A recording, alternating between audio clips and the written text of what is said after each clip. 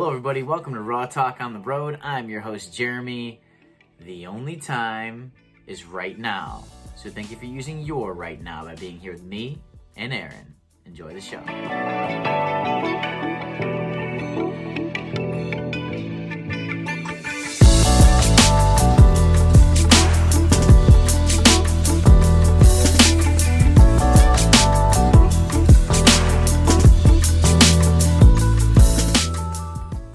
Cool. So Aaron, welcome to the show. Thanks for being here.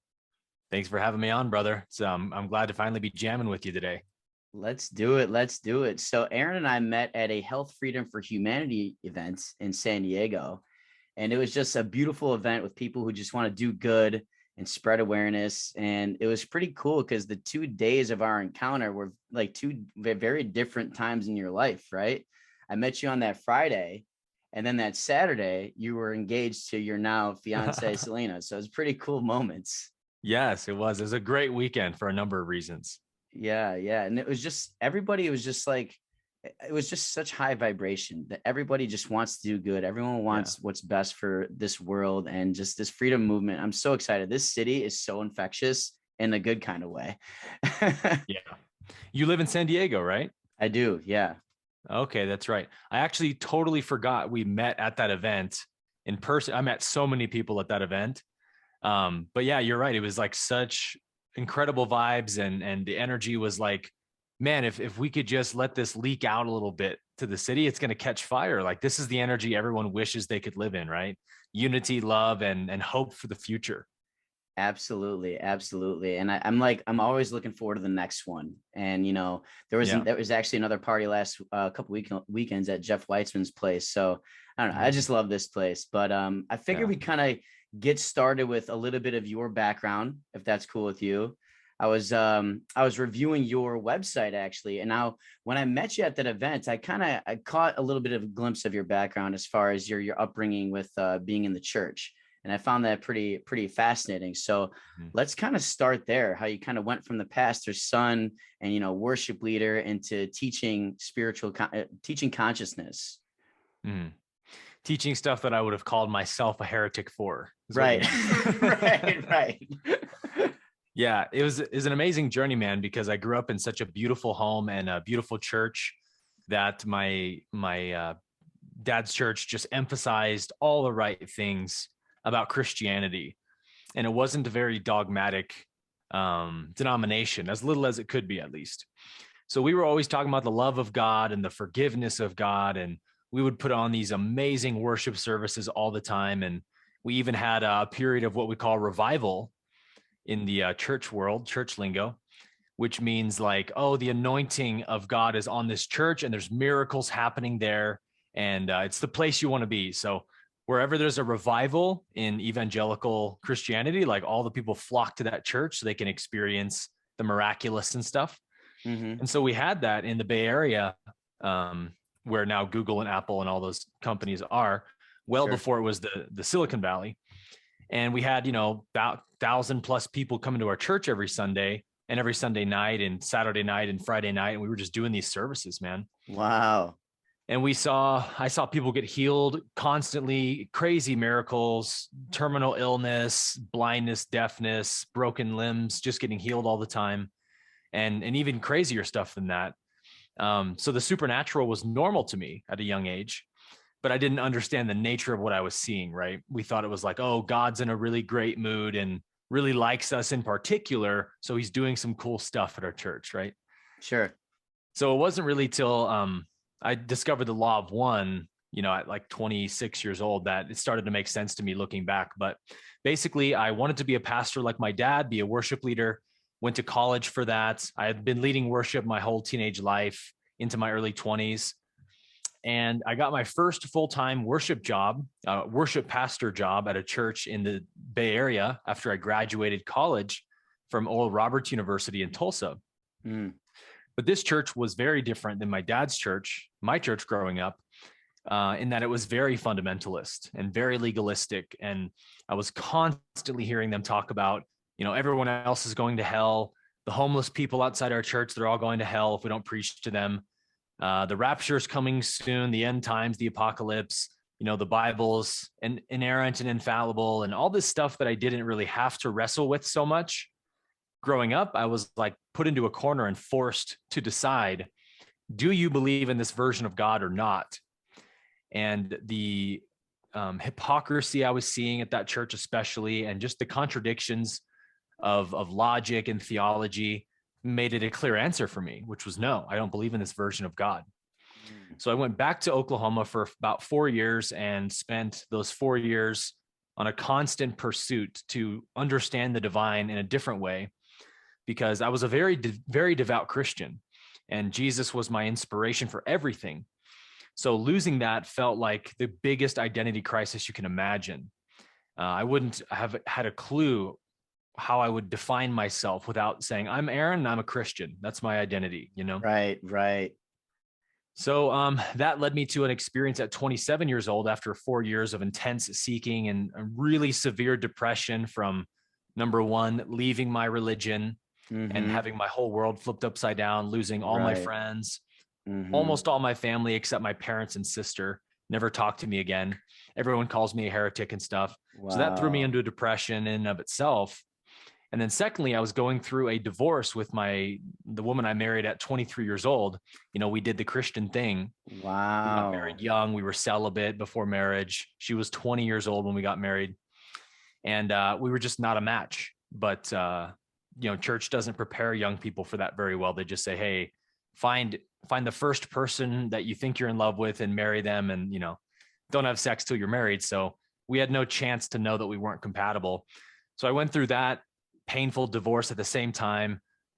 So there was like a lot of things accumulating, which was a huge blessing because it actually led to my sort of dramatic awakening at 27, where I had a true classic spiritual awakening where the ego just sort of, I like to say it got tied up and thrown into a broom closet for 2 weeks or something. Like it was just gone, just no ego for 2 weeks. And I experienced that state of oneness and bliss and samadhi that we call enlightenment. And then slowly but surely, after those 2 weeks, the ego came back online, and my suffering was back again, and even worse, because now of all things, I had experienced that state of enlightenment I'd been seeking so hard for 2 full weeks. So I got full firsthand experience that this is a real state of consciousness that the human can access. And I thought I accessed it, and then I lost it. I screwed it up. I wasted this free sample of enlightenment the universe gave me. But that also was a blessing because it built in me this incredible resource and perseverance to say, okay, now that I've experienced that, nothing else matters in life. Everything else can be thrown into the garbage can for all I care. Only thing that matters to me is figuring out how to return to that state and abide there for the rest of my life. And if I can figure out how to do that, then I can't think of anything else I would do with my life other than teaching the world how to do it. I love it, man. You went through it. Wow. That's quite the story.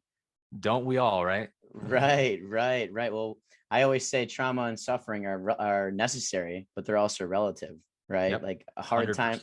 A hard time for me can be like a slow Tuesday for you, Totally. That's why we have to like remove the judgment whenever this stuff comes up, when people say they're going through a hard time. So, wow, that's a pretty good story.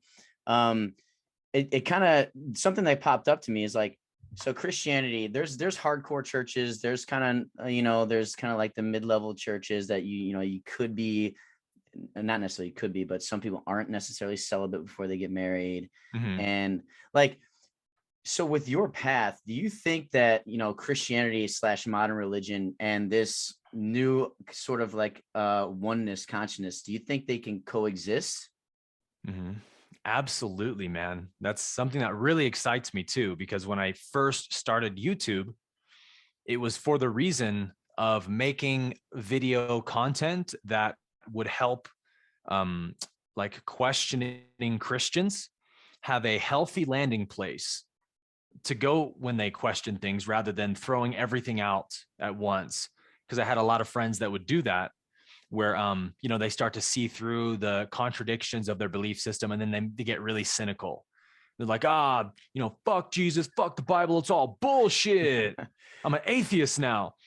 And I would get really bummed out by that because it happened to a lot of my friends and people I knew. And it was like, no, that's such an unnuanced way of looking at it. Like there's so much goodness in Christianity and especially Jesus. My God, don't throw him out. Right. But even the Bible, right? The Bible is an amazing and very divine, very inspired book. We don't have to think that it was literally written by God's feather pen, every line, to think that it's a holy book, or to interpret it from the lens of 21st century knowledge and see that this was, written thousands and thousands of years ago. So it reflects the belief system of the time it was written in, animal sacrifice and tribalism and whatnot. That doesn't mean that's a reflection on God, right? It's a reflection on the people who wrote it. But many of those people, as we read, right, through the prophets, especially the Psalms, Proverbs, these were people who were deeply in love with the divine and trying to discover it. So the Bible is this amazing unfolding narrative about man's evolution of consciousness that really culminates in the Christ figure in the New Testament, where Christ says, no man has ever seen God at any time, but I am the manifest revelation of the Father. And so for me, that was always my guiding principle as a Christian was, I believe in a God that looks like Jesus. Jesus preached nonviolence, forgiveness, loving your neighbor, turning the other cheek. So I just can't get behind a God of wrath and jealousy and violence and retribution. I don't see that God in Christ. Sorry. Right. And I'm a Christian, which means I follow Christ. Right. No, I love that too, because the way I kind of look at it is like the God of wrath and all of that is like, we create our hell. We create that, here on earth, so that's kind of the way I look at it. Now I heard something. So I'm a part of a pretty hardcore church here, Awaken Church. They're like the head of the freedom movement here. They stayed open when everything was shutting down. So like, I freaking love that place. That's but awesome. It's really hardcore. But I'm kind of in this mode of like, well, I believe in the loving God, kind of what we're talking right now, and believing in leveling up our consciousness too. Does that make me like, this new age heretic? You know what I mean? Yeah. So I kind of just, the way I look at it is like, I'm a disciple, meaning I'm a learner. I call myself a disciple. I don't like to use labels, and I can imagine your stance on labels as well. Yeah. But I'm loving what you're saying about, because I'm really new to this. I grew up Catholic, because it was kind of like going through the motions. You kind of get dragged to church every day. You do your sacraments and all that. I went to Catholic grade school and high school, and then I kind of went dry. Right. And then I kind of went away to college, and what happens in college. A lot of people tend college to go. happened. Yeah. College happened. Yeah.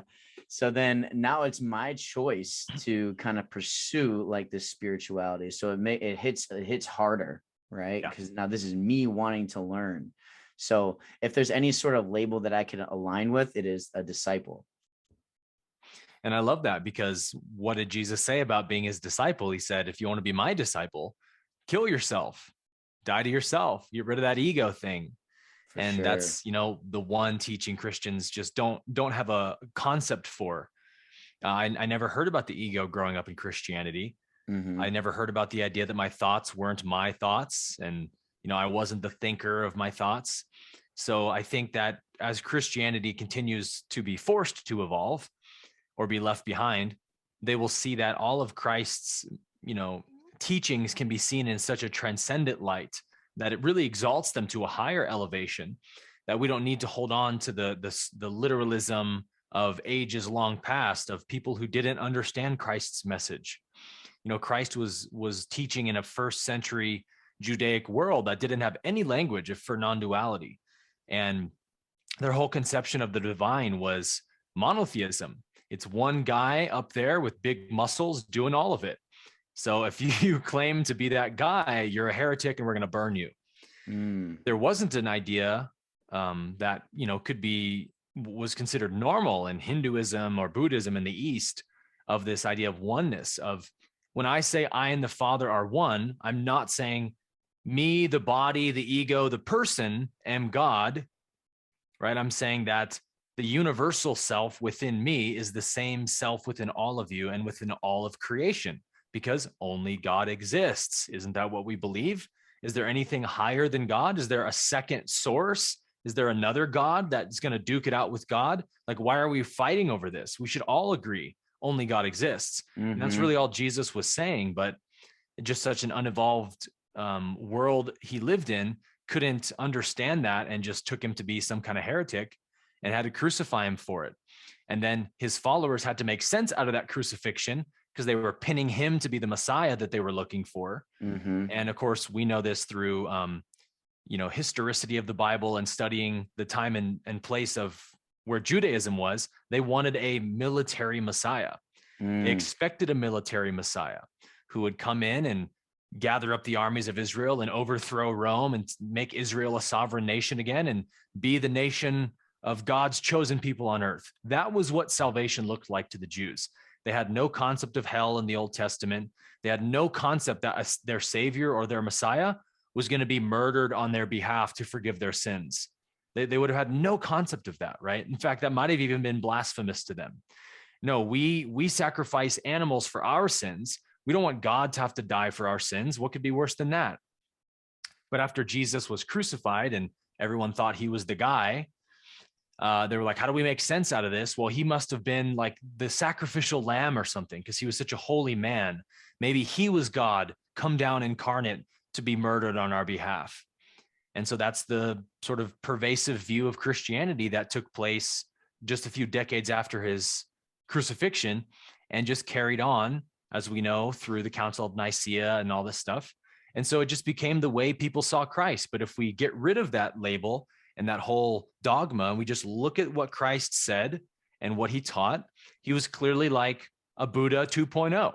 He never told anyone to confess him as Lord. He never told anyone he was going to die for their sins. In fact, he forgave everyone's sins well before he went to the cross. He never told people to worship him. In fact, he told people not to do that. And he told people to be quiet about him. So it's like Jesus himself contradicts everything we say about Jesus.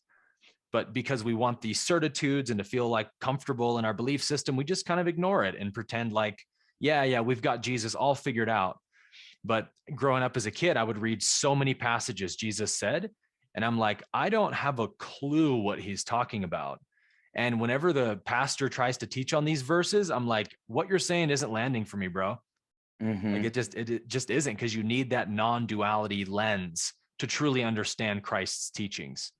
Yeah, I love this. And I always have this question, I think about this often, is like, what would Jesus think about Christianity today or just modern religion today? Yeah. I can't imagine he'd be too pleased with it. Don't think so. Yeah. No, I'm with you on this. And there's so much that's lost in translation, right? How could we possibly know what he was doing, what he was thinking? And the thing is, like, a thing that I do love about Jesus is the fact that religion didn't like him, Exactly. but he was the rebel. And that's like something I can kind of stand behind. And like, when we're shouted at as called heretics for what we believe in now, it's like, well, that's kind of what they were shouting at him, right? Yeah. So that must be the true hallmark of a disciple, right? Right. He said, they hated me, they'll hate you too, man. Yeah. This is good stuff. I'm glad. I'm loving your take on this. So thank you for sharing, because you have a pretty cool path as far as like being really deeply rooted in it. And that's like, then you start asking questions, and that's how it all starts, just asking questions. Yeah. When you just can't live with that internal conflict anymore, it's not so hard to be brave. People always say, oh, you must have been so brave to blow up your whole life just to know what the truth was. And I'm like, yeah, you can say that if you want, but from my experience, it felt more like I was tortured into doing it. I couldn't stand one more freaking Sunday sitting there listening to the pastor talk about how Jesus will save you from your sins and you won't have to burn in hell if you just confess him as Lord. I'm like, Jesus never said that. That's nowhere in the Bible, and that contradicts everything Jesus represented about God. Why are we doing this to ourselves?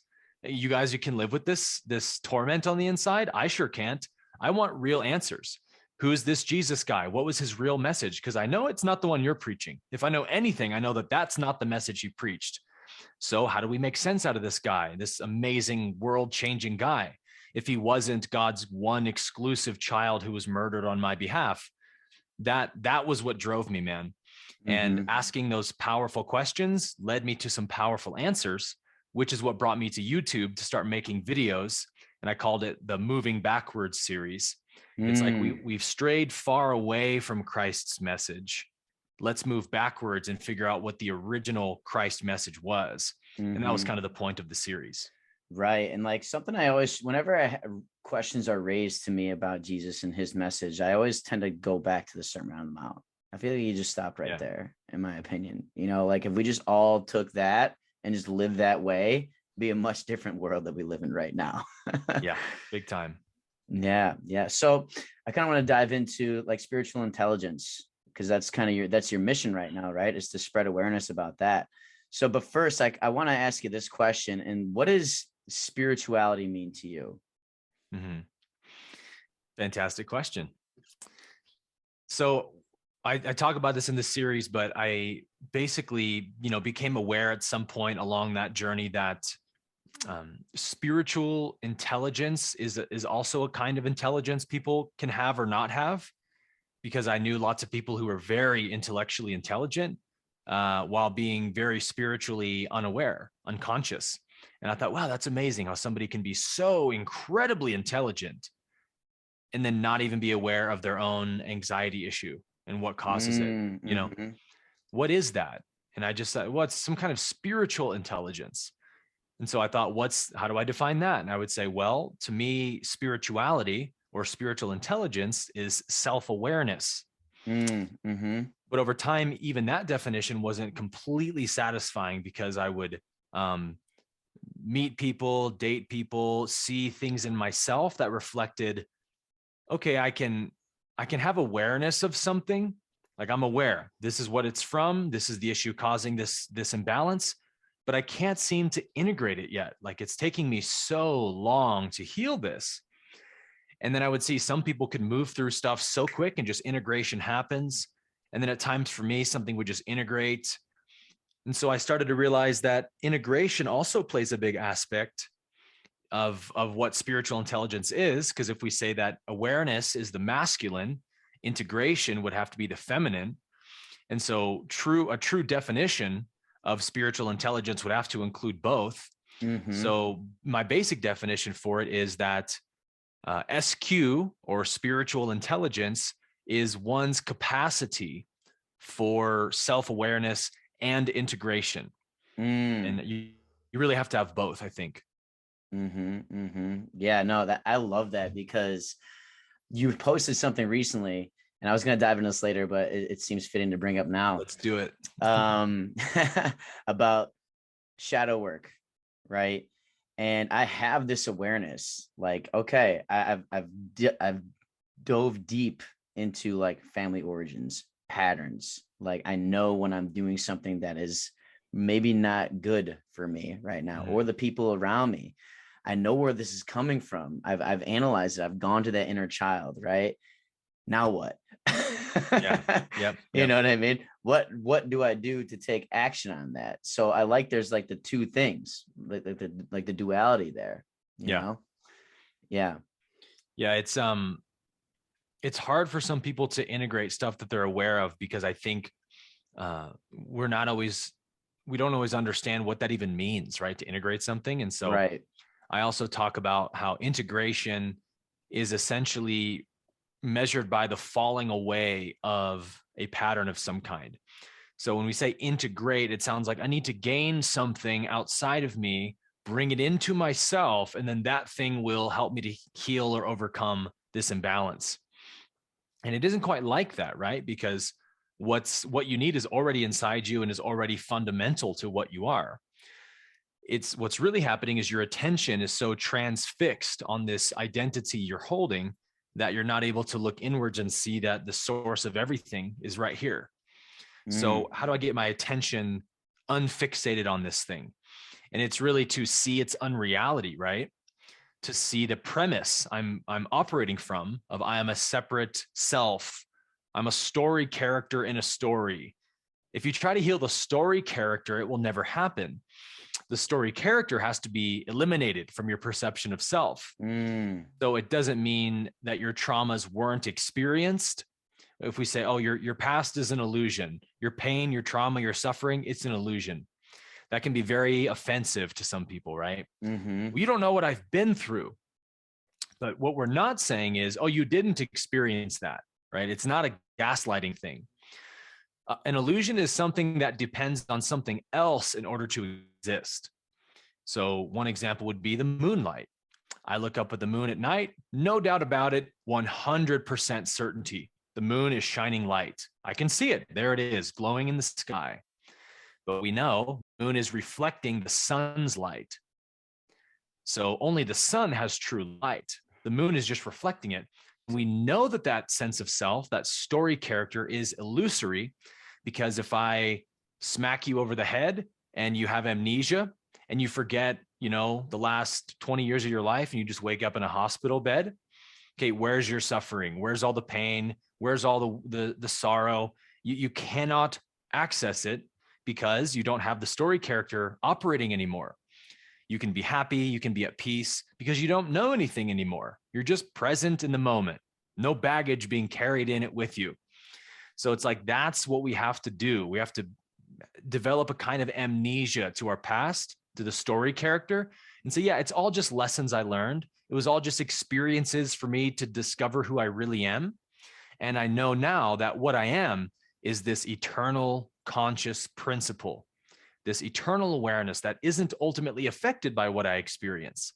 It's something that existed long before any experience I've had, which means it can't be defined by experience. And you just start to gain conviction of that. And to me, that conviction of knowing who I am beyond the body, beyond the person, builds that, what we call that ability to integrate things, because you just realize, oh, it's just not true. I don't need to hold on to that anymore. And it loses meaning for you. So it actually falls away from your experience. You can't relate to that old story character because you made it up. And someone says, oh, you've integrated. Like, yeah, but I didn't add anything to myself. I actually just eliminated something. I love that. And I love that you said the word conviction. That word has been like circulating my brain for the past like 2 weeks, right? Just having conviction about what the truth is. That's the difference. Like, this is me right now. I can't even relate to that person in the past. And it's so funny because I have my driver's license, and I had to get a new one because I just turned 30. And I went back to Chicago. Like, I was there. It happened to be right around my birthday. And the DMV line was like 4 blocks long, Always. Yeah. So I just opted to not get a new picture. So now I have this old, horrible picture of myself as my driver's license right now. And it's nice though, because I've come so far. I can't even relate. It's nice to remember where you came from though at the same time. Totally. Yeah. But creating that amnesia and just integrating everything you've learned over the years. Me and my friends have this saying that we used to say ever since college. And it's actually kind of funny because college is when I was not at my quote unquote worst, but it's say it or do it, right? Say it or do it. I want to lose some weight. I want to start a meditation practice. Okay. Say it or do it. It's a matter of taking that action step. Yep. And so I love that. I love that. And it you also reminded me of one of my favorite sayings, something I've been thinking about often this past year. And it's, I think it's a Chinese proverb. I'm not sure if it's Confucius or not, but it goes, he who blames others has a long way to go on their journey. He who blames himself is halfway there. He who blames no one has arrived. There we go. I love that so much. It's just like the evolution of awareness in your life, right? Like, how many of us go through our entire lives just blaming other people for our problems? Some people continue to do that until they die, right? Yeah. Oh yeah. But once you can finally level up your awareness to that point, hey, I own my decisions. I own my past. I played a role in this person's hurt. I played a role in my hurt, that's a big step. It's a big step. And then when you can finally be okay, this is life. You know what I mean? Yeah. It's such a cool evolution. I think I'm still like kind of in that between myself and blaming no one kind of thing, because I do kind of get dragged back into, as I mentioned before, we're like, all right, there's still stuff I'm working on. There's still some shadow work that I'm working on, right? I think I'm free. I think I have this awareness. I know, I have this level of freedom already, but then like something hit me recently. I'm like, oh man, why am I triggered by that? I need to work on that still. You know what I mean? Yeah. Yep. And you might say like, oh, I want to integrate non-judgment. So I would say you do that by seeing the total futility of judgment, right? Seek to lose the ability to judge. That's all it is.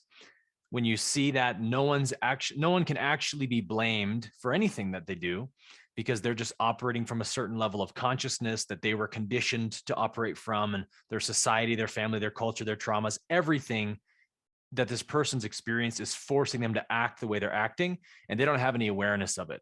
If they had awareness of it, they'd be like Buddha. So you're like, oh yeah, no, I just can't judge anyone anymore. It sounds, I feel dumb when I judge people. It sort of feels more like that. And so when someone does something awful to you, it doesn't mean it's not unpleasant or something. It just means that, sort of like if a child pukes on you or something, like a 2-year-old, like you can't get mad at the kid. Like, yeah, it's inconvenient. I got to go change my shirt and clean up, but you don't have the ability to be angry at that freaking 2-year-old, right? You would feel dumb about yourself for doing that, because you realize the 2-year-old's innocent. They don't know what they're doing. And it's like, just strive to see adults like that. Because to your point, it's not that some people go their whole lives always blaming others and judging others. It's that almost everybody does. 99% of people live that way and don't even have a clue that another state of consciousness is even available. I love that. It reminds me of another post that you had recently. It was talking about self-inquiry. So like, what are some questions that you ask yourself that you recommend people start asking themselves? Yeah, self-inquiry is a practice that kind of happens on its own when you reach a certain level of spiritual intelligence. So it's not that you can't adopt it or try doing it before the questions come up for you authentically, but it really does kick into another gear when those questions of like, who am I? What is awareness? Who is the perceiver right now? Those questions will start to just like bubble up within you with this real childlike curiosity. And this is why meditation is such an important spiritual practice, because when you sit in meditation for many, many hours, and we have tons of scientific evidence to prove this, right? We know for a fact that people who have reached that 1,000-hour mark of meditation, especially when they study like transcendental meditators or Zen meditators, they find these enormous changes in their biophysiology and their brain waves. All kinds of biomarkers change, because when you just spend hours like that sitting in meditation and just watching the activity of your mind with this present alertness, not to get lost in a story, but bring yourself back always to the mantra or to the breath, and you're just honing your concentration in to a kind of one pointedness, you just get really good at just watching the mind.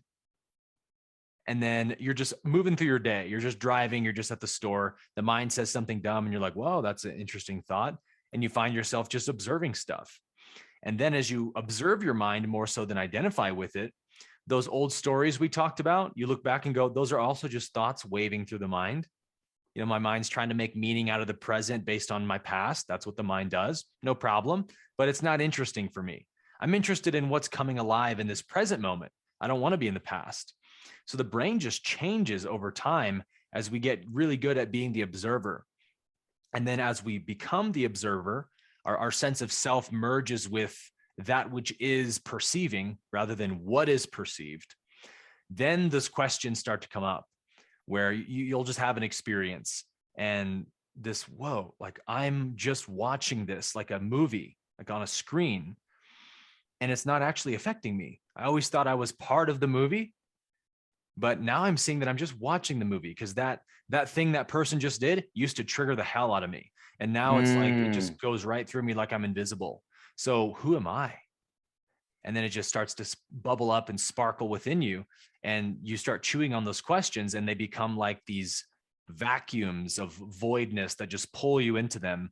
And you don't know who and what you are, but you know what you are is eternal and is a miracle. And something about that is totally sufficient.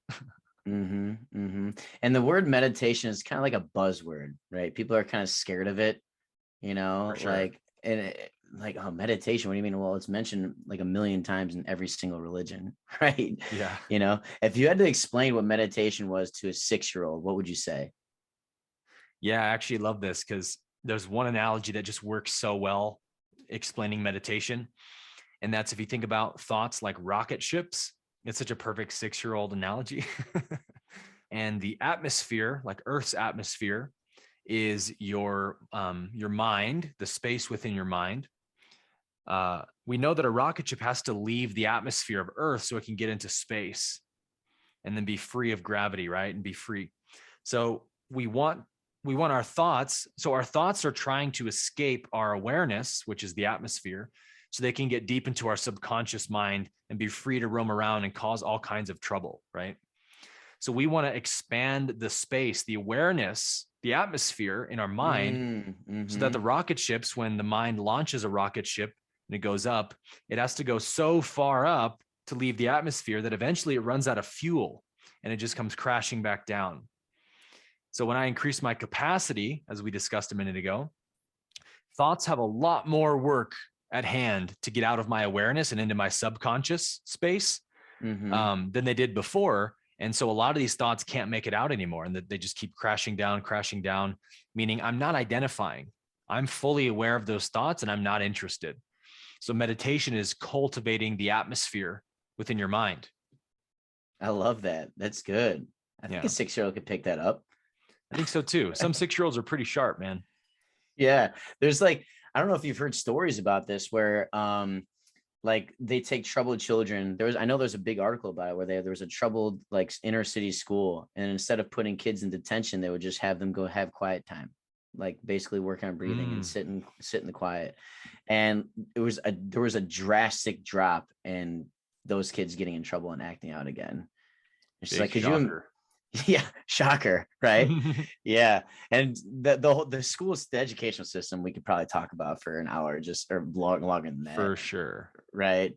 But like meditation, it can be intimidating, because when you hear people like Joe Dispenza talk about it, he's like, oh, I block off 3 hours a day to meditate. And I'm just like, whoa, like I can barely get 5 minutes in. Like, what are some tips, like, as far as getting that practice started into like, just be like, hey, don't overthink it.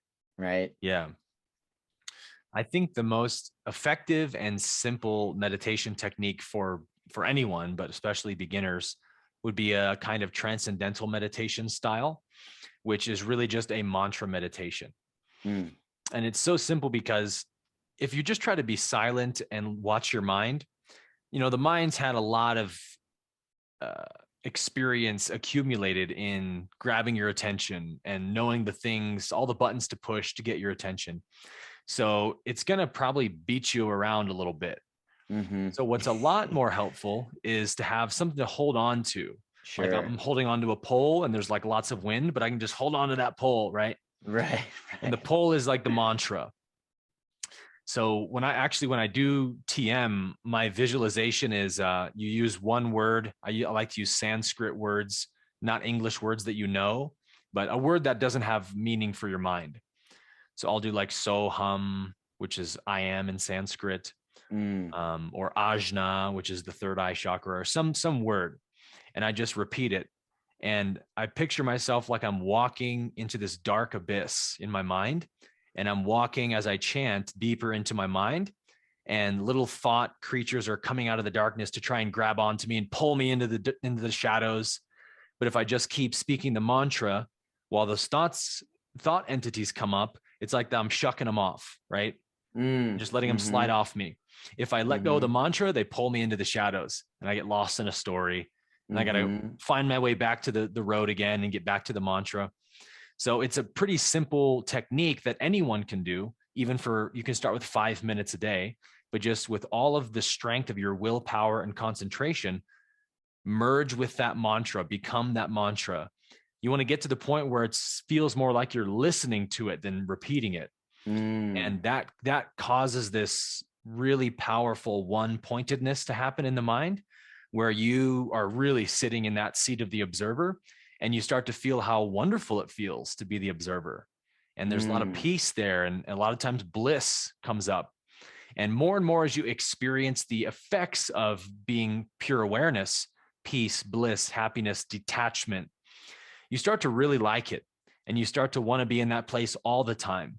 And that's what brings about enlightenment, is wanting it more than anything else, more than approval from anyone, more than looking a certain way, more than any desire in the world. You must want freedom. And when you want freedom that bad, awareness just explodes and expands so quick in you, and you start catching all the things that are making you not free in this moment. So meditation also will cultivate your desire for liberation. Yeah, I like how you mentioned speaking words that don't mean anything to you. You know, that's interesting, because I've learned about tongues recently, and I was always kind of confused about that. There you go. Yep. Yeah, you did that too. Yeah, speaking in tongues, it's like, and it makes sense, because then the enemy, the evil forces, doesn't know they can't get into your thoughts, or no, they can't decipher your thoughts, your words. But when you're speaking words that they know, then they can maybe harness that and manipulate that.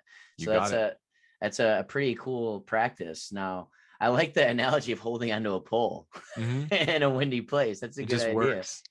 Yeah, that's a good practice. So thanks for sharing that. I feel like a lot of people can gain something from that. Yeah.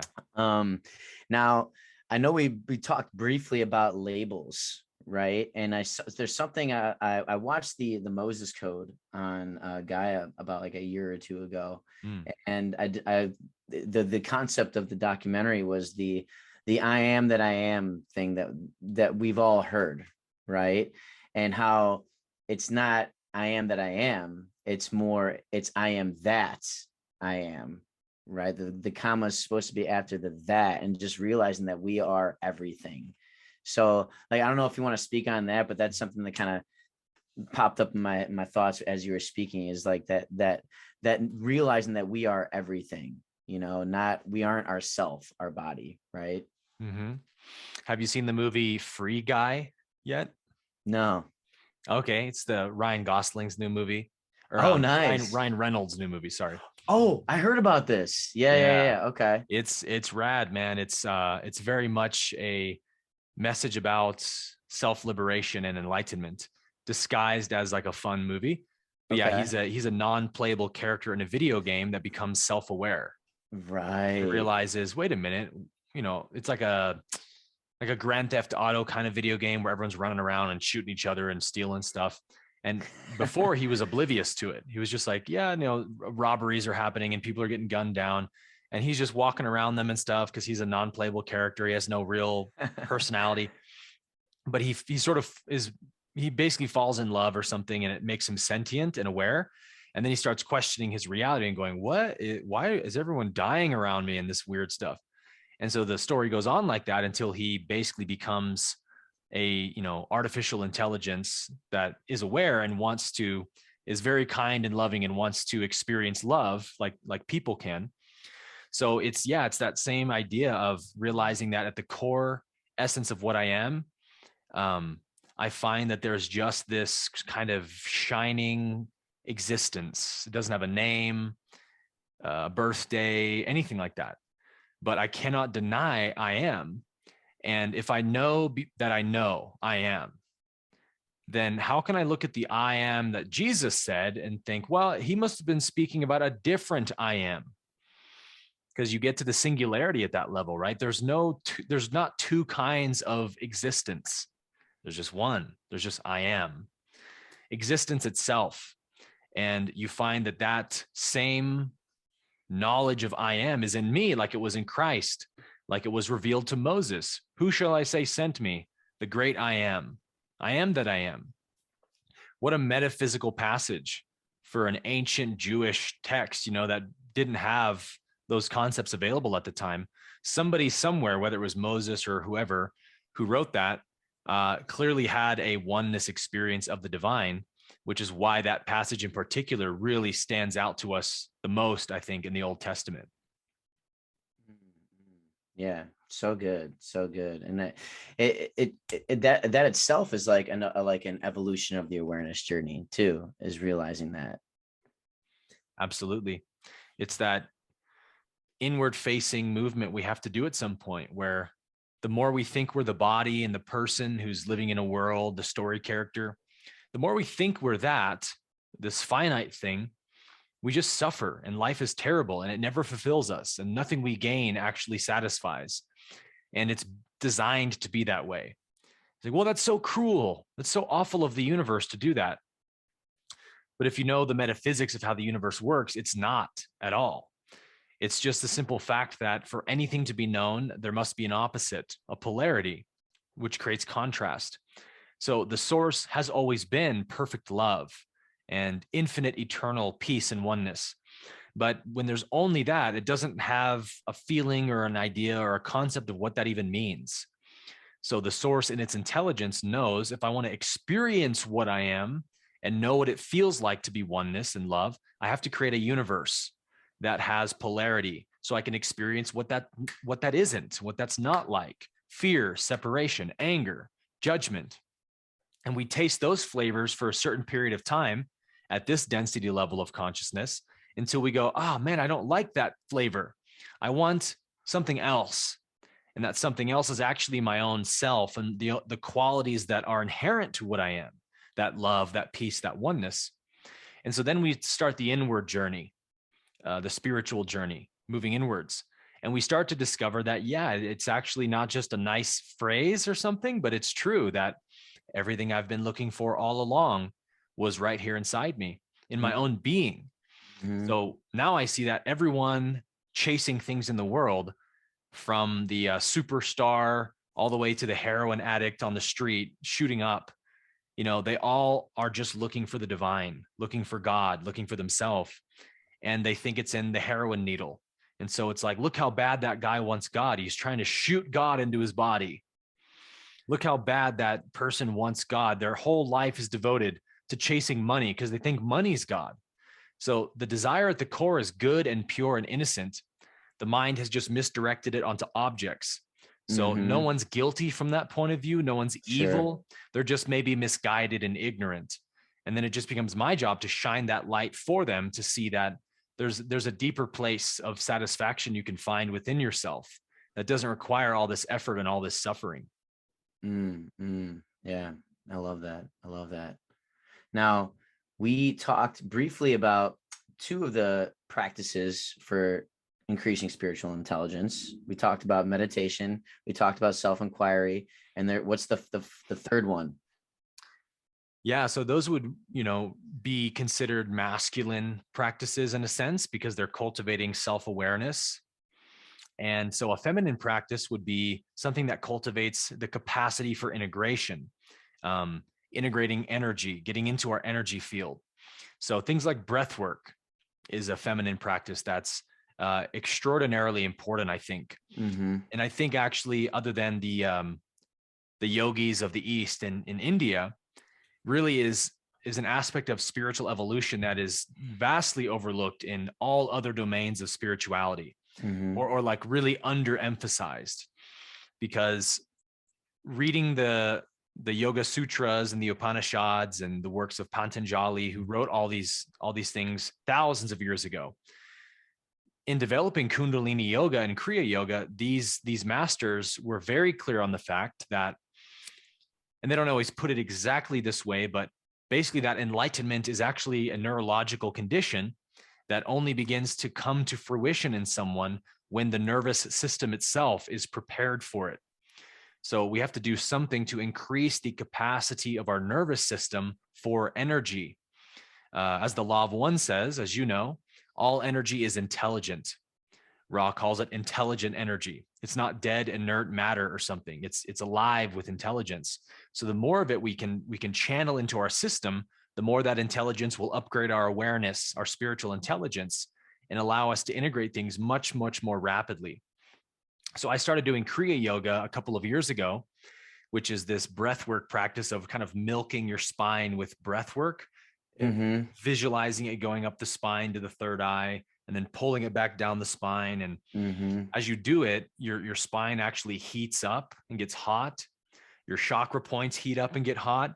You feel everything just really coming to life energetically. And it's very, very euphoric and blissful. But what you're doing is you're charging up your nervous system, right? With so much prana that it's activating your chakras and opening the sushumna channel of the spine and letting that neurological network grow, like doing bicep curls or something for your nervous system. You've got to give it a chance to expand. So for me, obviously awareness does that to a degree by removing negative energy in the system, but we don't have to just remove negative energy. We can also add positive energy. And I think doing both at the same time, a good meditation practice, a self-inquiry practice, being aware of yourself all the time in conjunction with a deep integrative breathwork practice of some kind, getting into your energy and charging up your field. Oh my gosh, man. To me, those two together became this like magic formula for spiritual evolution that just 5 months ago, when I started really ramping it up, it feels like I've had 10 years of spiritual growth in that amount of time. I love that too, because there's science behind it too, about just the breath work. And like when you start to really dive deep and you learn about like the three locks, right? When you clench basically your butt, right? Your anus. And then that creates like this suction that goes up through your body. And it's so cool, because what people don't understand is like there's spinal fluid that washes our brain every day. And I think it's once or twice a day. I can't remember the exact number, but through breath work, we're allowed to wash our brain more. And I think we need to do that. I didn't know that. Yeah. I learned that in Becoming Supernatural, Joe Dispenza's latest book. Oh yeah. Yeah. So like through the three locks, I think there's one in the abdomen, there's one in the throat, and there's one at the coccyx. So when you lock those in, as you breathe in, the spinal fluid gets to travel up. Basically what you just said, activating all the chakras. You got it. So it's pretty cool. And like, jumping back into like religion, that'll freak them out a little bit when you start talking about that stuff. And yeah. Don't bring that up with your Christian friends, dude. Yeah, probably you're doing some kind of witchcraft or something. Yeah, witchcraft. Yeah. But no, that's fascinating stuff. And I admittedly, I've been slacking on my breath work, and it's just so funny because I say this all the time. Like I know it's like one of these things, like you know what to do, but you still don't do it. Integration. Say it or do it. Say it or do it. Say it or do it, bro. Yeah. So that's I'm gonna start doing it. Let's go. A nice reminder. Let's go, man. Thank you. Yeah. It's gonna change your life, man. If you commit to it consistently over time, just do it for a month, right? Just be like, all right, this month, let me just prove it to myself. If it's a worthless practice and I get nothing out of it, I can always stop. But 1 month, every morning, I'm going to do 30 minutes of breath work or whatever, some kind of Kriya yoga practice. And that's what I was doing, was just Kriya, just the breath work. And over time, I started adding in other elements that I was learning about through my utter obsession with yoga and the Indian texts, just poring over these texts of like Hatha yoga and Jnana yoga, Raja yoga. They have these different practices for stimulating the nervous system. And you brought up the locks. In Hatha yoga, those are called bandhas, which means lock. So you have the Mula Bandha, which is the master key of all the three locks. And that's the root lock of the perennial muscles, the Kegel muscles. Because apparently the Yoga Sutras teach that all of your nerves find their origin at the root down there. So even to somebody listening, or you right now, Jeremy, if you close your eyes and tap into your body's energy field for a second, feel the tingling through your skin and your vital organs and whatnot, and you do a really hard Kegel root contraction, it develops more that you are experienced with it, but you'll literally feel energy shoot through your whole nervous system, through your face, through the top of your head, as you contract that root chakra. And that's because there's a huge concentration of nerves down there that apparently all the nerves find their origin there. But then we go up to the gut area, and that's called the Uddiyana Bandha, which is the gut lock. Uddiyana means to pull in, I believe. So you're trying to, doing a vacuum, kind of sucking your belly button into your spine. And of course, we know that the gut is a brain, right? It has even more neurons than your brain has. So when you're compressing those nerves in the gut, it's also sending energy up to the brain and stimulating the nervous system. And then the Jalanandhara Bandha is the throat, which is the throat lock. And you're just kind of crunching your throat like this. And you do a little bit of a, like an epiglottis movement to bring your tongue down and kind of clamp the throat. Right. Yep. But it's just a third lock, which is the least powerful of the three, but it is still a good lock. When you do all three at the same time, it's called the Mahabandha, which means the great lock. Sure. And Dispenza teaches it on the inhale, which is a way you can do it. And I have done Kriya with the three locks, and trying to push that cerebrospinal fluid to the pineal gland like he teaches. But in classic yoga, they teach to do it with on the exhale. With no air, because you can actually suck in your diaphragm, 3-5 times farther with no air. And then you're squeezing that nerve bundle even more. So I have the brainwave data to prove this, man. Wow. I have a brainwave device that I use called the Muse 2. Oh, here it is. This guy. Sweet. So I wear it when I do my breath work and meditation a lot of times. And I have my iPad open, which has the brainwave readouts. And when I do the Mahabandha with Aaron, like I'll breathe in, like Dispenza teaches, my gamma waves will go from 30 to 40 at the bottom, 30 to 40 decibels, and they'll shoot up to about 70 decibels, which is a great improvement. But when I do the Mahabandha with no air, like the Yoga Sutras teach, I go way past 100. The gamma goes up to like 105, 110 sometimes. Wow. And so it's it's an extra 30 or 40 decibels of energy you're pushing up. So I started doing it more that way, where I'll do one round of spinal breathing Kriya, and then I'll do a Mahabandha lock for about 5 seconds, and then another repetition. And I do that 7 times. And then I do 30 fire breaths to kind of get that oxygenation, which also really spikes the nervous system. Okay. So those 3 things together, I've been doing in a kind of technique I developed over time. And I realized, wow, this is a really powerful technique. I should probably call it something. Right. So I'm like, all right, what do I call it? And I love holotropic breath work. And at some point I would love to be certified in that.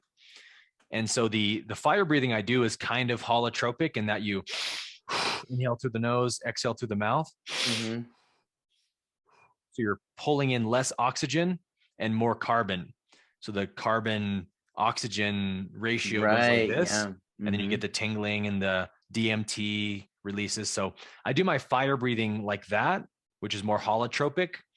And then a lot of it's all just about stimulating the nervous system. So I was like, okay, let's call it like neurotropic breath work, which would mean returning to the nervous system, bringing it back to the, the energy body, the subtle body, and focusing on the subtle body and charging that up.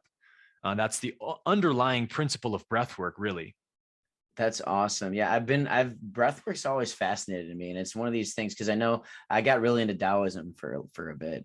And the Taoists believe that if there's any form of exercise, anything at all, walking, strength training, whatever, breathwork's the number one thing that you could do. Wow. Like if that's all you could do, it's breathwork. So it's like They're right. Yeah. And another thing that's pretty cool, because naturally I went from Taoism to like Wim Hof. That's like a natural progression when you first discover breath work. And so Wim Hof focuses on charging the body, like with oxygen, alkalizing the body. Whereas the Taoists, and now I just read that, I got it right here, actually, the James Nestor book, Breath, which is a great read if you haven't read that yet. He basically went around the world studying pulmonauts and the difference between nose inhalation, mouth inhalation, right? And that the exhale is more important and more powerful, getting the oxygen out of your system. So basically it just reaffirmed what you just said, and probably why the brain waves are reacting in that way is and the Taoists believe the same thing, that the exhalation is more important. So this is good stuff. I'm learning a lot. Yeah. Yeah, it's really good stuff, man, because what it does when you stimulate the nervous system like that is that you are awakening that Kundalini Shakti force at the base of the spine and causing it to begin rising up the spine. And we know that when Kundalini reaches the third eye, that's called self-realization, which is the level of mastery. And so we have this kind of built-in cheat code called Kundalini in all of us that many people awaken it by accident, by pure accident, falling off a horse. Some people have these crazy Kundalini activations. And you can also do it gradually through a method like this, through a breathwork practice of some kind, but always just pulling that energy up, up, up to the brain, into the spine. Eventually, that dormant, not really dormant, but its full potential is nowhere near realized in the human until it's activated. And that's what causes your inner genius to come alive. Whatever you're good at, whatever you're intelligent at, it's like you become 10 times more intelligent at it. And effortlessly so, right? Your awareness is so much greater that you're seeing stuff you never saw before. And it feels like kindergarten to you, and everyone else is like, wow, you're a genius. That's the power that lies dormant within us. And breathwork is one way to start gradually cultivating it. And that's why I think those two masculine, feminine modalities together are a game changer, because the energy you're pushing in your system every morning through awareness is charging your chakras with energy. And the chakras, as we know, are what translate to our waking state awareness. So the more energy I have in my heart chakra, throat chakra, third eye chakra, the more loving and empathic I'm going to be, the more peaceful and detached from the stimulus of life I'm going to be, and the more realized I'll become, the more aware I will become of the activity of my mind and my connection to everything. It just happens naturally without any effort on your part, other than the breath work you do in the morning. So that's what I love about it. And the beauty of breath work is you can really do it whenever, Exactly. There's really no excuse. Yeah. Yeah. You can go as deep as you want too. It can be a full-on psychedelic trip. When you do holotropic breath work, you have a full-on like plant ceremony experience a lot of times.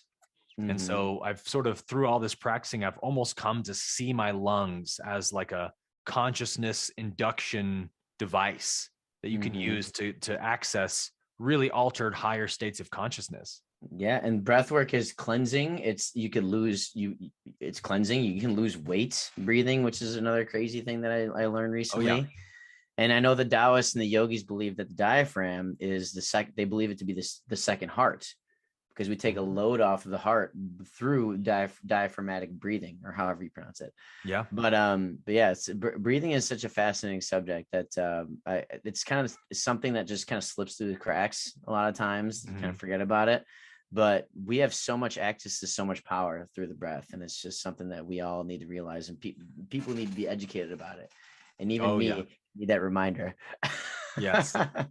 Yeah. There's a lot of hope for humanity, right? When you realize we have things like plant medicines, which are extremely miraculous in their ability. We have breath work now that's coming to life in the public awareness. We're realizing we have this built-in healing mechanism ability within us that we didn't know about. And, the Kundalini life force, that if someone awakens it literally transports them into a fourth density consciousness immediately.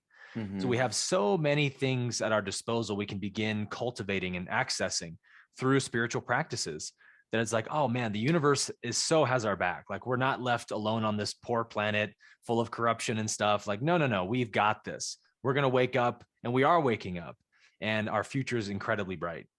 Absolutely. So the next thing I want to talk about was forgiveness and its importance. There's a great quote that I came across recently, that bitterness is like drinking poison, expecting somebody else to die. And so forgiveness is a big step in the awareness journey and just the healing journey, right? And I think one of the big forgiveness things that we need to think about is forgiving ourselves. So I don't know if you want to speak on if there's anything that comes to mind about forgiveness and its importance to you, but I feel like it's a big topic. Yeah, it's one of those other masculine oriented practices that is of supreme importance for evolution. because you might be you can do breath work and all kinds of cool practices. But if you're not aware of the things you need to forgive within yourself, to let go, to stop holding on to, stop identifying yourself by them, then you're going to have distortions in your chakras and blockages that will be there until they are forgiven. And so I love the ACIM and the Law of One's take on forgiveness are so congruent, but they kind of approach it from a bit of a different angle, in that ACIM approaches it more from the angle of like insanity versus sanity. That if I hold somebody else's trespasses against them or their insanity against them, if I make meaning out of it, then I'm as insane as they are. So I'm actually rescuing myself from that insanity by forgiving. And so I like to think of it like if you're in a psych ward and there's somebody with a straitjacket and they're saying ridiculous stuff to you. You know, you're a 3-headed green monster and I hate you or something. And you're like, oh, how dare you say that to me? And you get so offended and you go, I can't believe he said that. Okay, so you're insane, right? You may not know you're insane, but you think you have good reason for being angry and judging that guy. But from a higher level of consciousness, when you see his insanity for what it is, you go, ooh, I want no part of that. Call me whatever you want all day, brother. I forgive you, right? That's the connection we make through the ACIM lens of anything that's not love is insanity. There's no semblance of meaning you can make out of it other than that. So just see it that way and forgiveness becomes natural. And the Law of One says that forgiveness is a means to eliminate your karma, because everything I've done to somebody else, everything I experience, let's put it this way, anything difficult, anything painful, I should always assume that it's a karmic revolution of something I did in the past to make somebody else feel that way, or something else selfish I did that's now coming back on me, because the universe wants to allow me to experience the nature of my actions. But it doesn't happen that obviously, right? I may be a jerk to you and think nothing of it and go, oh yeah, I totally got one over on him. And then a month later, somebody does something to me that really triggers me and hurts my feelings. And I don't make any connection to the fact that I did that to Jeremy a month ago. I made him feel that way. The universe doesn't care how you make someone feel something. It just cares the feeling itself. So it will make you feel how you made someone else feel. So the Law of One says forgiveness is the only thing that shortens the soul's need for karmic experience. Because if I did something unkind or unloving to someone, I just don't have enough experience in the universe yet to know the futility and worthlessness of that action. So the universe is like, oh, we need to teach him how unhelpful it is to behave that way. So let's let him experience what it feels like to be treated like that. And because I'm not making the connections, I go, the universe is such a horrible, cruel place. It's so unfair. If people would just be nicer to me, then I would be happy.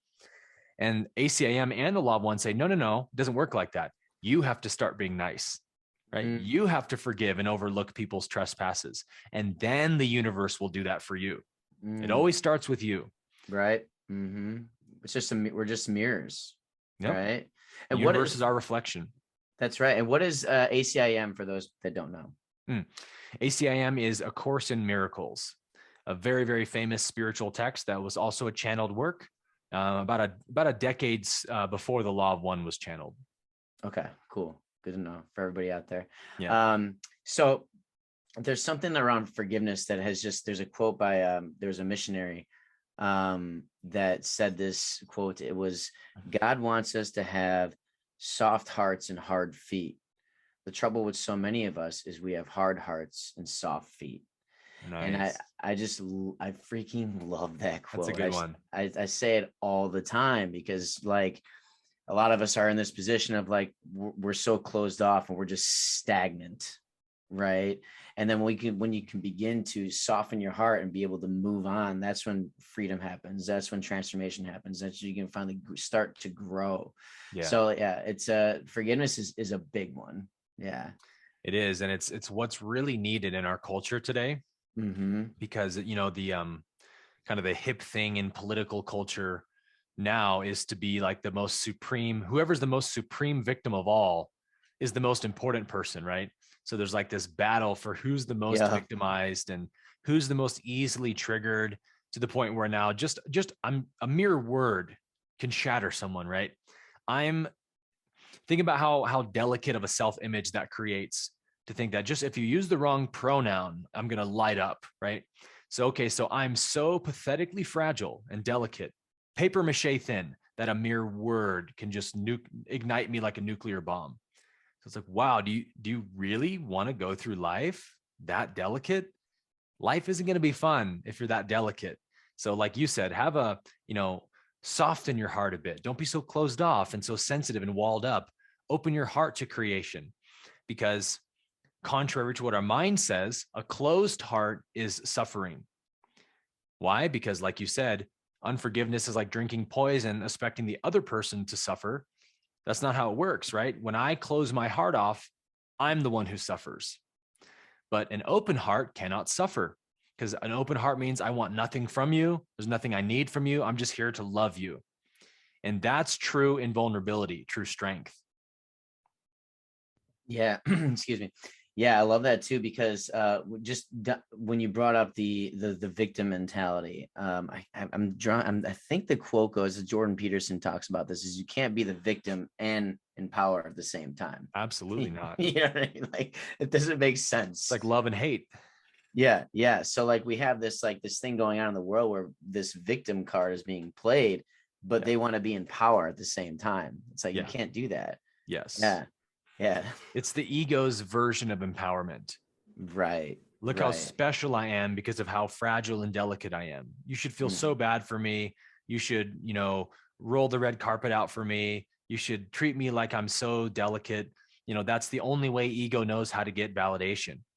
So it's, again, nothing to judge, nothing to be angry about. It's just a totally misguided notion of self.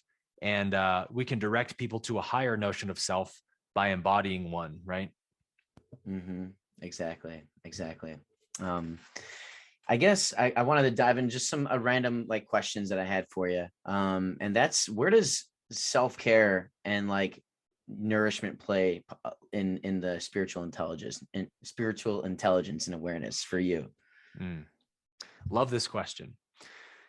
I always say that a healthy body is maybe the number one catalyst for spiritual growth. And if you have tried to,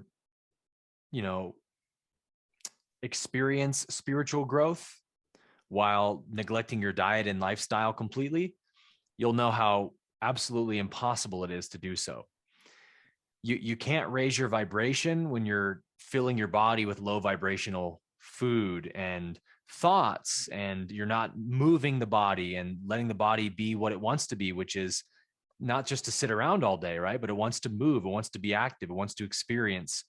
So being sedentary, eating a bad diet is one of the number one hangups for most people in spiritual growth, because people have this disconnection that it's two different things. My body's doesn't have anything to do with my spiritual growth, and it couldn't be more opposite. And so this is one of the ways I think that awakening actually balances us so much and makes us healthier people in every regard, mind, body, and spirit, because we start seeing or becoming aware of the detrimental consequences to putting things in my body that aren't in alignment with it. My body doesn't want deep fried, processed, pesticide filled food. And when I put that food in it, my body can't do much with it other than minimize the damage. So if I'm that disconnected from my body, I and the world are one. I and this body are one. We're not two separate things. It's all just the one self experiencing itself. So I need to join with my body and listen to it.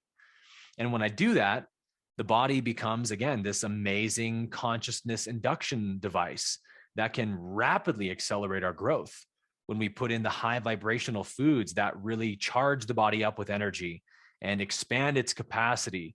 Then all of a sudden, my meditation practice gets easier. I have more mental clarity, more energy during the day, less brain fog. It all just plays into the same thing. So for me, it was like one gradual shift after another. And I would have thought I ate healthy before, this whole process began unfolding. but I didn't realize how much toxicity I was putting in my body. And just through that, awareness of what's arising in this moment, when I go to reach for something unhealthy, I'm now aware that there's an intuition that sparks in somewhere in my consciousness and says, I don't really want to eat this. And I pay attention to it. I don't ignore it and go, oh, is this really what my body feels? And there's this big, yes, this is your body talking to you. I don't want you to eat that. Don't put that in me, please. And you go, oh, I'm so sorry. Like, I didn't know I was abusing you like this, but I was so disconnected from my body. And I didn't realize what a incredible, like, your body is supporting you at every second of your life. It's beating your heart, circulating your blood, and it's allowing you to have every experience you have. So when you see that for what it is, how could you not love the body? How could you not want to treat it well? Yeah. So what does high vibration food mean to you? Well, it means eliminating toxicity, number one, which is in all of our mainstream food sources. So you've got to find somewhere to shop or grow your food that's organic and the soil is not contaminated with poison and glyphosate. That's number one. I know you're familiar with terrain theory. So, terrain theory says the body gets sick or diseased from basically one of three things: starving it of the nutrients that it needs, so being nutrient deficient, poisoning the body with toxins and whatnot, and then psychological traumas or imbalances can also lead to disease. Yep. So there's mind, body, spirit right there. So eliminating toxicity is number one, and then figuring out your body type is important. What is my energetic makeup? Am I more fire energy, more earth energy? For me, I'm fire energy. So I don't eat a lot of acidic things. I don't drink alcohol. I don't, eat peppers and things like that. I eat cooling foods a lot, like apples and melons and raw honey and stuff. So as you study yourself and your body and you try trial and error with certain foods, you'll notice what your body's rejecting or having trouble with and what makes it feel really good. So it's a relationship, right? It's a dance you have to have with your body. Yep. Yeah, no, I love that too, because I was raw food for about a year, I would say, predominantly. And I'm experimenting with other things, because like, if I'm going to be giving people guidance on nourishment and what they should put in their bodies, I feel like I was pretty much on the quote unquote sad diet, processed foods, eating, all the bad things. Yes. And then I got really into fasting, really into juicing. And that's like really what changed my life, actually. Nice. Like, I wouldn't be sitting right here talking to you right now if I didn't discover raw foods. Right. But then I never really tried other foods with a clean vessel, so now I'm in this period of experimentation with other foods, just to see how my body responds to it. So I like how you brought that up, like trial and error, right? I think that's an important thing that people need to do. Yeah. There's no one size fits all when it comes to diet. Right. We're talking about hundreds of thousands of years of our ancestral lines and whatever they ate, going into where we are right now, because then you get into like the raw foodie community that like I have, and it's like the whole concept is, how do we know what's good for us if we're so polluted and toxic, right? If we're deficient and toxic. So I mean, I get that concept, I get what they're saying, but at the same time, we don't really know what our ancestors ate, like our personal ancestors. Right. So just having that trial and error and just working through it is the best way to do it. So I'm glad that you brought that up. Yeah, it's a kind of self-knowledge, right? Also part of the journey. Know thyself. Yes. I'm shocked that it took this long to come to that one. I know. Right? So I think we kind of talked about it a little bit, but shame and guilt, right? Now, I think that kind of taps into the unforgiveness. So what are some other techniques that we could do to release shame and guilt? I know we talked about breathwork. We talked about forgiving yourself, forgiving others. Are there anything else that kind of pops to mind? Because that was a big topic of this retreat I was at. I was talking about shame and guilt that a lot of people have challenges with, is releasing that. Yeah.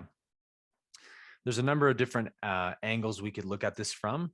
But I think maybe the most helpful one we could cover right now on this podcast is the way to see guilt differently Mm. to where, like we said earlier, it just stops making sense for you to feel guilty when you Mm. realize that whatever happened, it was all a domino effect.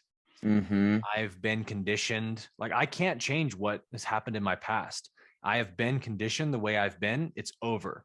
Mm-hmm. So if I realize that what I'm doing in my day-to-day life is actually the karmic playing out of past conditioning, and I just start to watch it and observe it so I can get intelligent about it and start to see it from a higher lens, then guilt stops making sense, because it's like, why should I waste time and energy feeling so bad about this thing when I know in actuality I couldn't have done anything else? That was exactly where my state of consciousness was at the time, and the universe isn't damaged by it.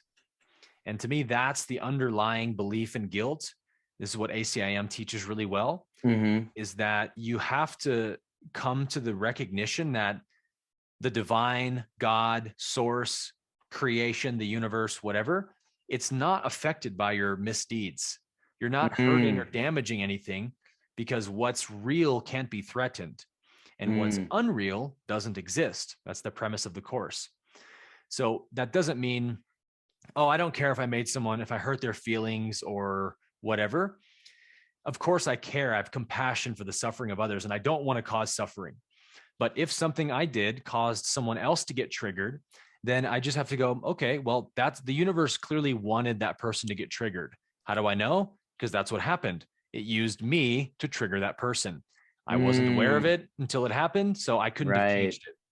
So you Mm-hmm. start to get really practical. And instead of wasting all this time feeling bad, you start using that time and energy going, okay, how can I learn from that? What do I need Mm-hmm. to be more aware of within myself?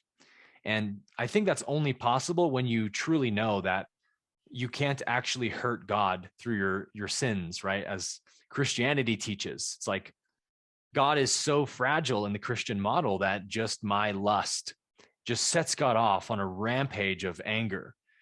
And so we have this like alcoholic stepfather view of the divine. Like, just one mistake can really piss off the universe at me. And that's why we think subconsciously we should feel bad, right? Because we want to show the universe, we want to show God, like, oh man, I'm really sorry I did that. Please don't hurt me. Like, I'm trying to not do it. And all of it's based on that illusion, that moonlight illusion of, no, God's not mad at you. No, you didn't harm anything except yourself, right? You just harmed yourself in a sense, causing your own self pain and suffering. So when you know that, in a sense, like the analogy is God's looking at you in a snow globe, and you're just moving around in that snow globe, screwing up and doing dumb stuff, but God's just holding it in his hand going, oh, he's learning, he's growing, no problem. That's why I put him there. I'm not upset at what he's doing. He's not Sure. affecting me, that's for sure. Then you go, okay, so let me stop wasting so much time and guilt and shame. Let me start using that energy to learn. And that's Mm. what the course did for me more than anything. Was one of the lessons says, all things are lessons that God would have me learn. Mm. And the guiltless mind cannot suffer. Enlightenment is a guiltless mind. So I need to remove all of the anchor points of guilt my mind has stamped in me. You're bad for this thing you did. You're wrong for that thing you did. And re-envision them as, okay, so that's a powerful lesson I can learn to Mm. upgrade my state of consciousness. And you start learning those lessons. And just a few repetitions, I think, of truly trying to learn from a mistake rather than guilt trip yourself for it, you start to see that it actually does produce really good fruit, and you do evolve a lot. And Yep. then once you have some experience under your belt, when you make a mistake, you just kind of lose the ability to go, oh, I'm such an idiot. Why did I do that? Shame on me. You realize how dumb and futile it is to do that. And instead you go, oh no, the universe is just showing me something. I Mm. had to Mm-hmm. act out that karma. Otherwise, how could I know that it's in my system, right? Yeah, absolutely. So a good thing for like for my fellow Christians out there is to think about the prodigal son, right? Instead of viewing as like a shame, you just going in there like realizing that God is open arms, God is love, right? Yeah. So no, that's a good way of looking at it, because now all I do is I look at, okay, what can I learn from this? This person's upset with me. What? Well, that they're learning. Hopefully, they're learning something from their emotional reaction to whatever happened. Yes. And now Exactly. so that's good. That's good. What can I learn? And that's something that's another big thing that comes up when you're on this, like this awareness journey, is asking that question is, what can I learn from this? What can I learn from that mistake? What patterns am I repeating that need to be like re-examined and revisited? So yeah, that's good stuff. Yeah. It's Cool. huge. So I had a few more questions. What is your definition of love? Love that. I could say on one hand, beauty, but I think a more accurate answer would probably be the recognition of oneness, recognition of shared being. Ooh, that's a good one. Yeah. No, I kind of threw that one out of the left field at you. That's pretty good. The answer for that one's in my back pocket though, so I'm good. Okay, stock Just answer. pulled it right out. Yeah. Love that. Love that. Cool.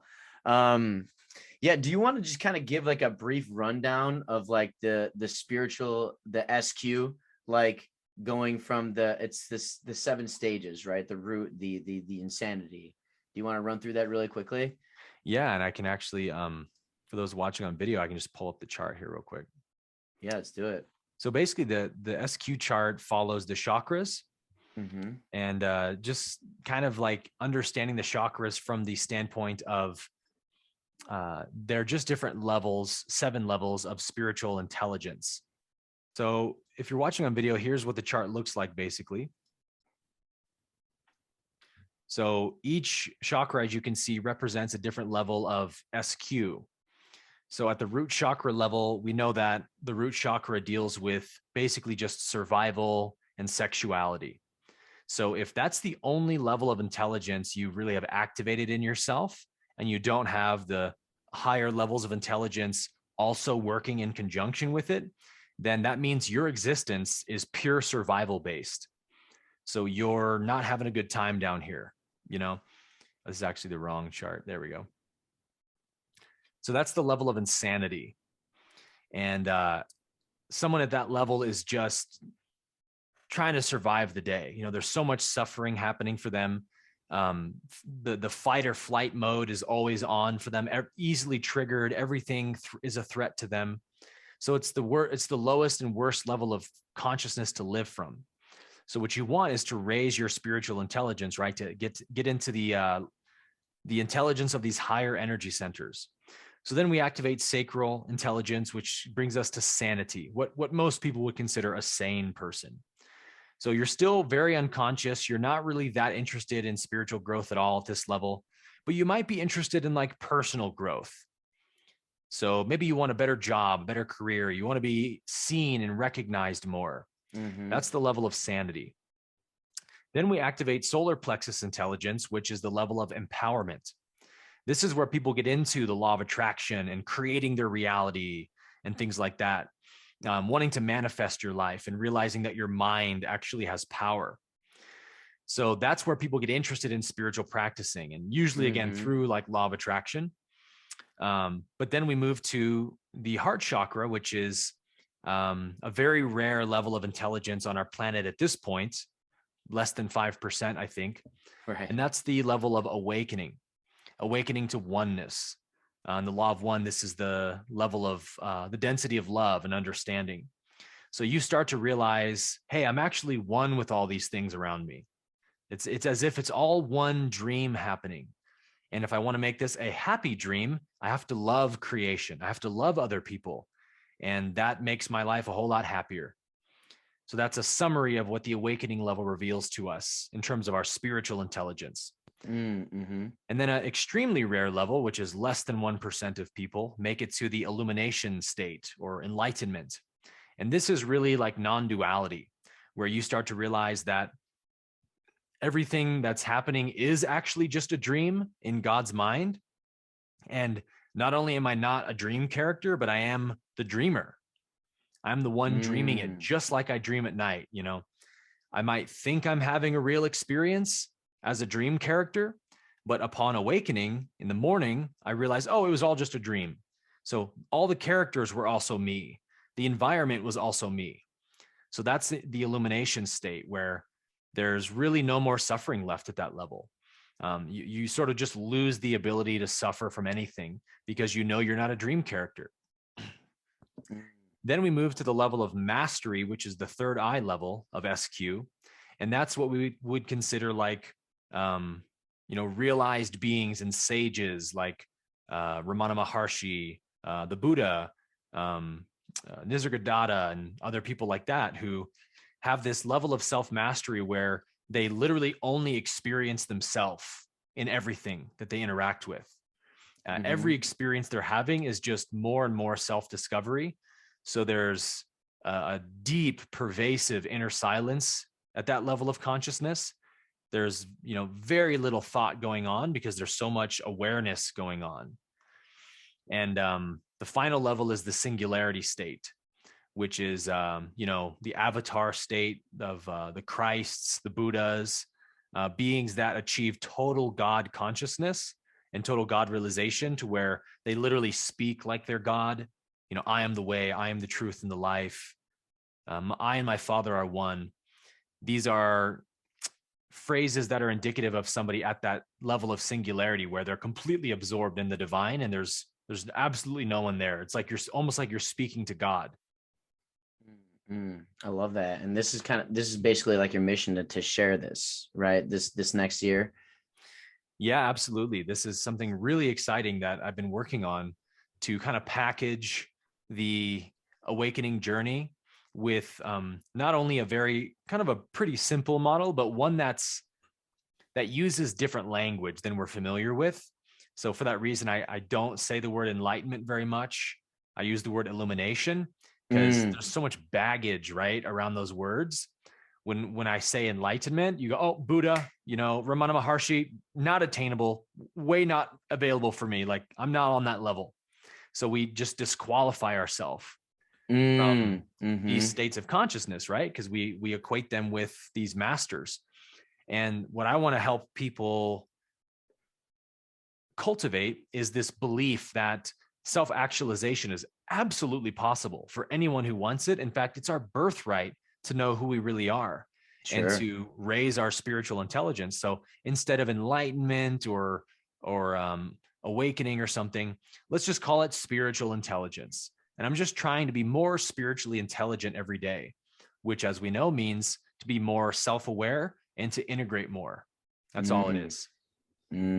So good. So good. Thanks for sharing that. I just had a couple more basic questions for you. What are some of your favorite books that have helped you in your journey?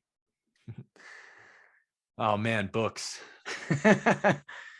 I love me some books, man. I read so much.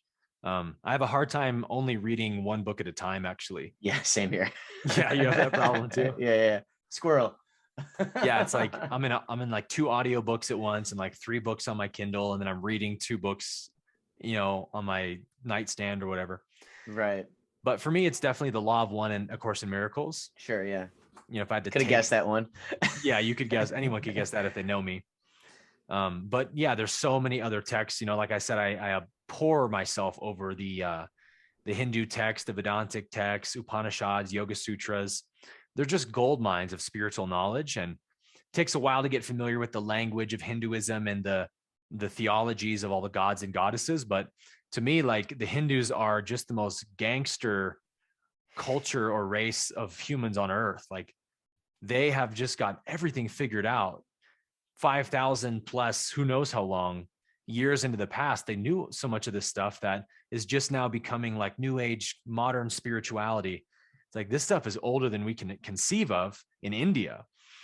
And you'll learn so much about the energy centers, the nature of Kundalini activation, self-realization, techniques for it, just brilliant stuff that you'll find in these texts that I think, other than in India itself, really is kind of a forgotten culture of spirituality, where most people are really interested in like the stuff that's happening today, like breathwork practices and stuff, or even just like basic meditation techniques. But I'm always like, man, the gold mine is really in the Hindu texts for me. So it does take some studying, but if you're at that certain level of advancement, I always encourage people, start diving into those, man. Awesome. Awesome. Are you a Greg Braden fan? Yeah, I love Greg Braden.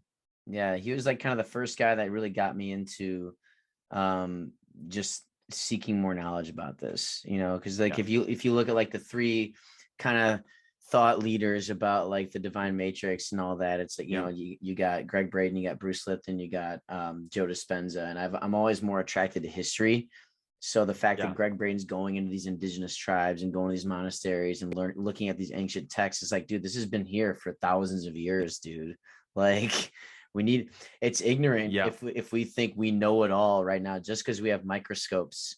You know what I mean? Like in this modern technology, I forgot the exact phrase. It's like chronological ignorance or something like that, or like bias. But so I'm a big fan of his. But Huge, So wrap up question is if you could have tea, if you could have dinner with anybody in history, who would it be? I'm gonna have a really boring answer, but Jesus. Okay. Okay. Yeah. I wouldn't say that's boring. That's a good answer. It's so typical though, like other than Jesus, let's look back farther. I would say somebody I would love to sit down with and really listen to, not so much converse with, would be like Huang Po would be one. Not familiar. Incredible master of Buddhism, really the founder of Zen. Okay. And Dzogchen Buddhism as well, to an extent. Just incredible wisdom. But ancient Indian masters, people who wrote some of the Vedic texts like Patanjali, or even more recently like Nisargadatta, Ramana Maharshi. I would absolutely chop my left arm off to talk to those people for a few hours. Right. Like some people that always come to mind, like the popular answer typically for this question is Tesla, which is it's a great answer. Yeah. Yes. You're the second person that said Jesus, so I wouldn't say that's a bad answer. That's a great answer. For sure. I mean? Now, some people have told me I like when people choose family too, like my grandparents. Like to go back, great grandparents, ancestors. But no, Jesus is a great answer. Mine is and I keep now like I've gone on asking this question to so many people, I might change it, but no, not necessarily. Mine's Marcus Aurelius, just having nice. Having the ultimate power in the world and just being the leader of the world and just having the ultimate self-discipline. Like I want to get in that guy's head, you know, what I mean? Or like Lao Tzu or something like that, or Buddha. Or the Buddha would be a good one too. Yeah. So great answer. Yeah, this has been a lot of fun, dude. I'm really happy that we did this. I'm happy that we connected at Health, Freedom, Free Humanity, and let's just keep it going. But yeah, thanks for joining the show. I really appreciate it. Thank you for having me, man. I had a lot of fun in this conversation and you asked really fun questions. Yeah. Likewise, had a great time and we'll be seeing each other again, I'm sure. Absolutely, man. Yeah. Have a good one, dude.